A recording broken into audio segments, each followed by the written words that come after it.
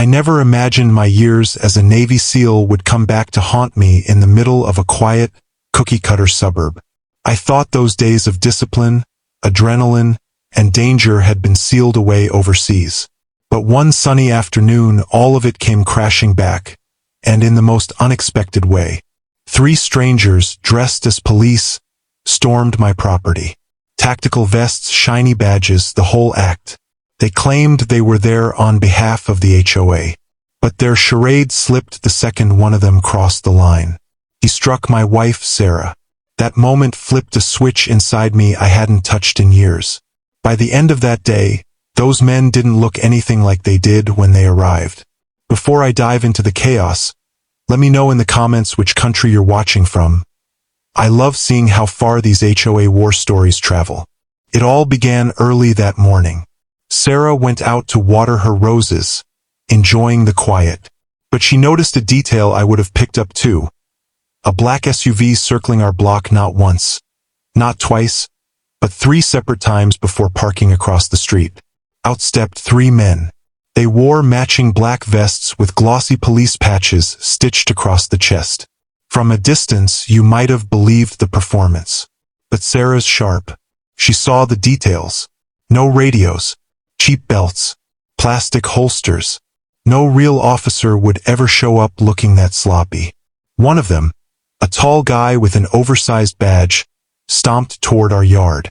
HOA compliance inspection, he barked, flashing a piece of tin that looked more like a toy than an actual badge.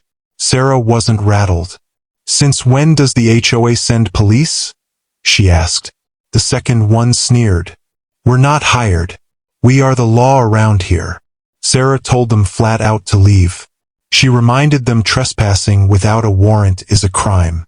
That's when the third man swaggered closer, hand tapping the cheap baton at his side. Sarah, calm as ever, pulled out her phone to record. That's when it happened. He slapped the phone out of her hand, and then, without hesitation, he slapped her across the face.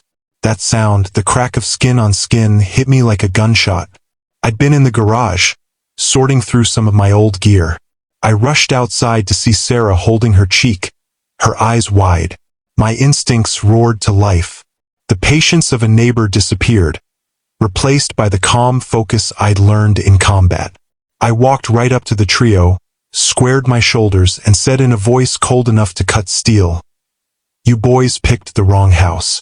You've got 5 seconds to explain yourselves." The tall one smirked.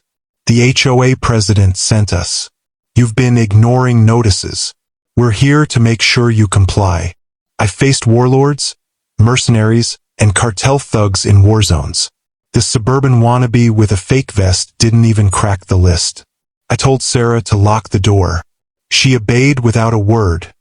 She knew what was coming. I leaned closer, voice dropping low. "Touch my wife again, and you'll regret ever stepping foot here." They laughed, but it wasn't real anymore. Their arrogance started to crack. I demanded identification. They refused. That was it, the proof. These weren't officers. They were criminals playing dress-up. And impersonating a cop? That's not just trespassing, that's a federal felony. I shifted my stance, feet grounded, gaze locked.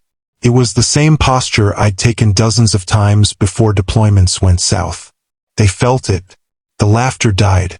The tall one jabbed his finger at me. "You think you can ignore HOA rules?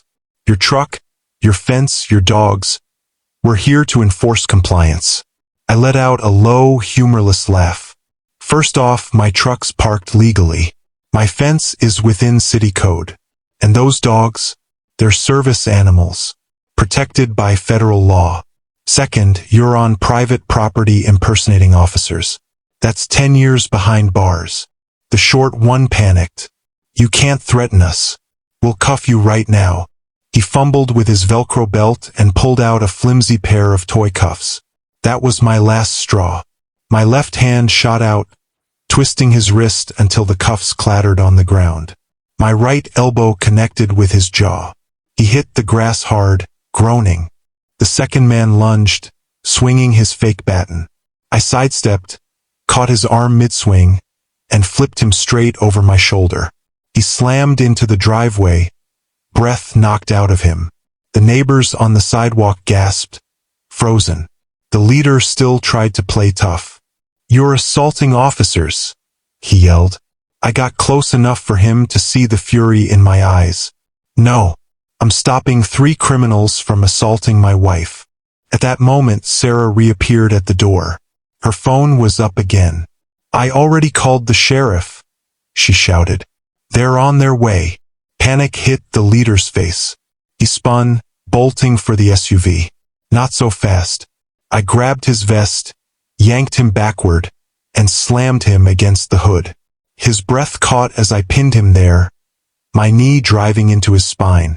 By the time real deputies rolled in with lights flashing, the scene was set. 2 phonies sprawled on the ground, and the leader face down on his own SUV. "Hands where we can see them," the deputies ordered. I raised mine and stepped back while Sarah pointed directly at the imposters. "Those are the guys. They hit me. They pretended to be cops." The deputies stripped off their fake gear, slapped real cuffs on them, and the truth spilled out fast. The ringleader cracked first. Under pressure, he admitted it. The HOA president, Karen Ellis, had paid them cash to intimidate us into falling in line. At that moment, I knew this wasn't neighbor drama anymore. This was conspiracy. Down at the station, the 3 men looked pitiful. Their fake uniforms bagged as evidence. Their wrists bound for real. Under questioning, they confessed everything. Karen had ordered them to rough me up, scare Sarah, and teach us a lesson. When deputies asked if I wanted to press charges, I didn't hesitate. Absolutely. Impersonating officers and assaulting my wife? They're going to pay for this. But Karen wasn't done. Later that same day, she tried flipping the script, filing a lawsuit against me.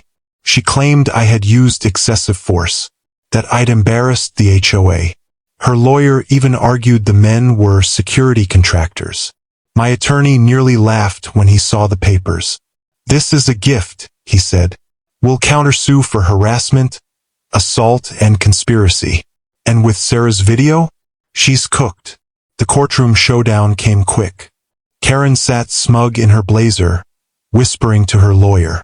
Across from her, Sarah held my hand, steady as stone. The judge didn't waste time. Karen's lawyer presented first, but their argument crumbled the second Sarah's video played. The slap, the fake badges, my warnings, the fights, the threats, every second in perfect clarity. The judge leaned back, unimpressed. "These men were criminals, and you, Mrs. Ellis, hired them. Your case is dismissed, and you're sanctioned for abusing the legal system." My attorney rose.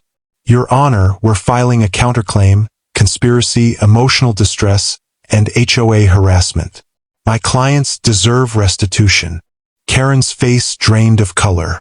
By the time the gavel came down, not only was her case thrown out, but she was ordered personally liable for damages. Even her fellow board members avoided eye contact as they left. Her empire of intimidation collapsed in that courtroom. As for her hired thugs, they sat in jail, denied bail, staring down felony charges. Afterward, the sheriff shook my hand. "Good thing you kept your cool," he said. "Most people would have frozen. You probably saved your wife from something far worse." I nodded, holding Sarah close. Karen thought she could rule with fear, lies, and muscle. Instead, she lost everything. And this was only the beginning.